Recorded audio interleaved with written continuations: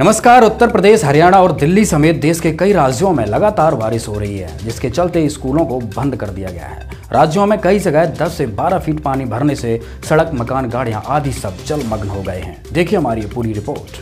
पिछले कुछ दिनों से लगातार हो रही बारिश के चलते कई राज्यों के कई शहरों में जल भराव के मामले देखे गए हैं। हरियाणा, उत्तर प्रदेश, मध्य प्रदेश, उत्तराखंड और दिल्ली में भी भारी बारिश के कारण कई जगह जल भराव देखने को मिला है। लगातार 24 घंटे हुई बारिश के कारण उत्तर प्रदेश के फिरोजाबाद के बोध आश्रम चौराहे के निकट बने कार गैरेज में कई गाड़ियां पूरी तरह से जल में डूब चुकी हैं। बता दें कि फिरोजाबाद में बारिश से बाढ़ जैसी स्थिति पैदा हो गई है, जिससे शहर की काफी व्यवस्थाएं अस्त व्यस्त हो गई हैं। शहर के कई हिस्सों में 10 से 12 फीट पानी भरने से लोगों के घरों में भी पानी भरने की खबर सामने आई है।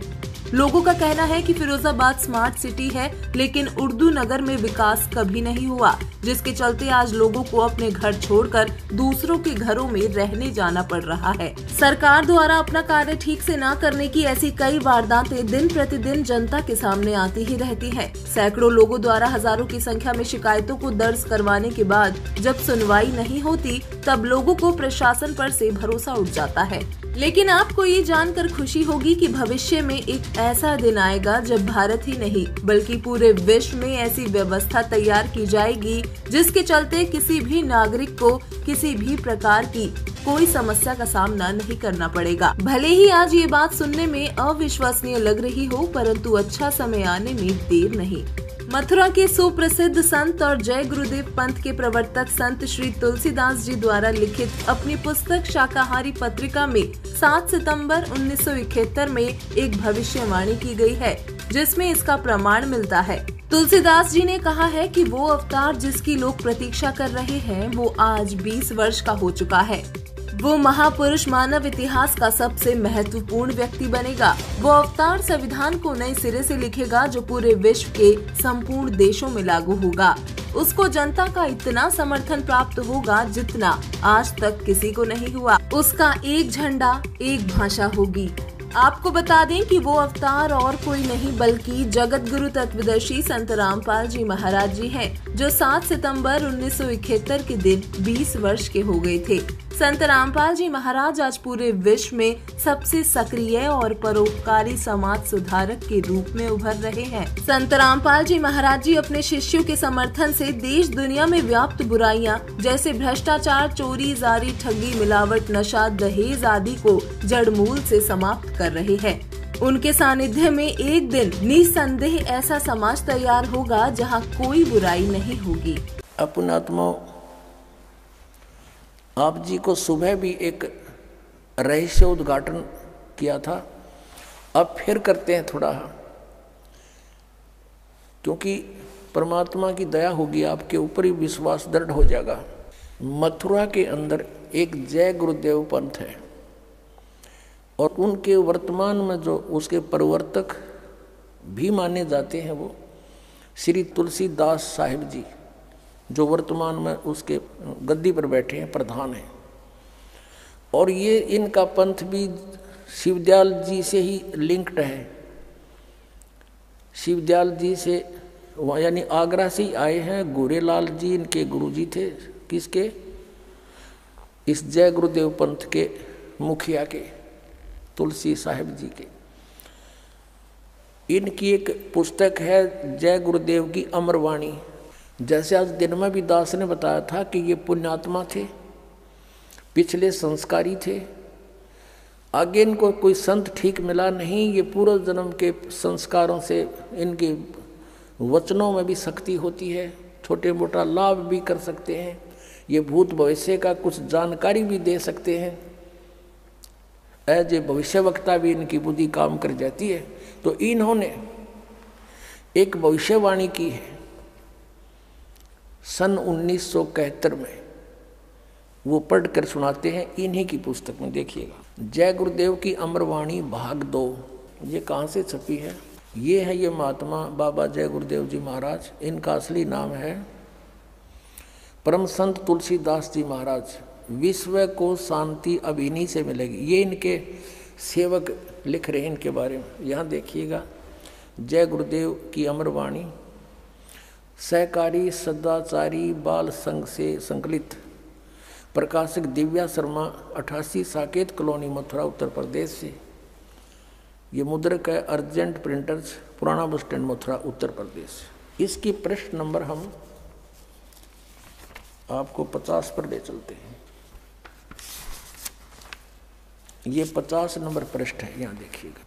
सहकारी पत्रिका के 7 सितंबर 1971 में इन्होंने अपनी स्टेटमेंट दी है, यानी प्रवचन किए 7 सितंबर 1971 को। किसने? जय गुरुदेव वाले तुलसीदास ने।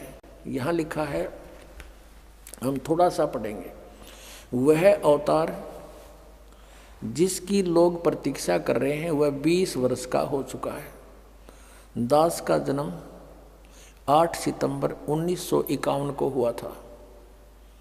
मुझ दास का जन्म तो 7 सितंबर 1971 को दास पूरा 20 वर्ष का हो गया। 8 सितंबर को 21वां वर्ष लग गया।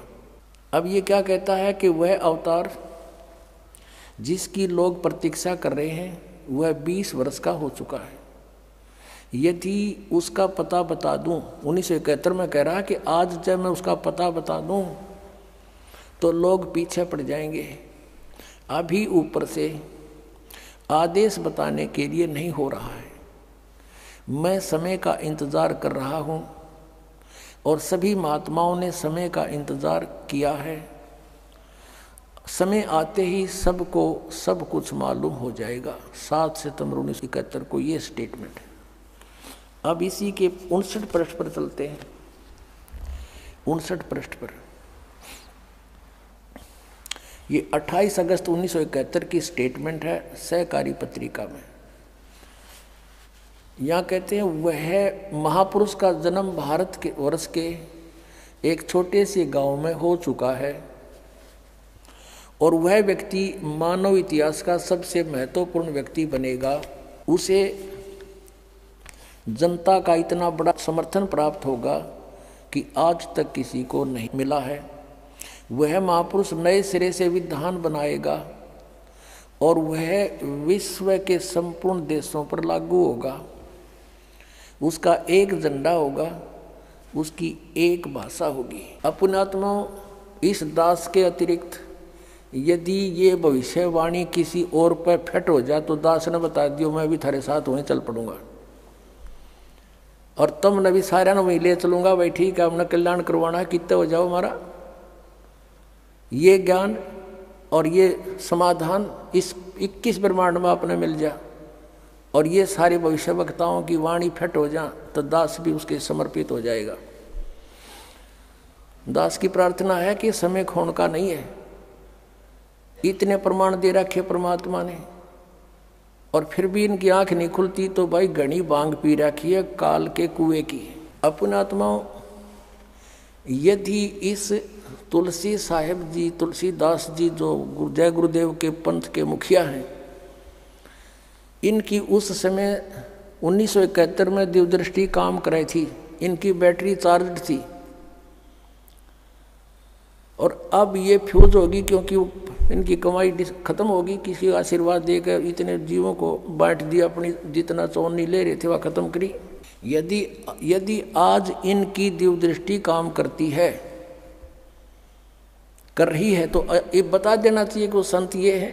सब इतिहास आपके सामने रख दिया और वो समय दूर नहीं, क्योंकि 600 वर्ष पहले परमात्मा ने कहा था कि धर्मदास कहते हैं कलयुग बीते 5500 पाँचा और तब मेरा वचन होगा साचा।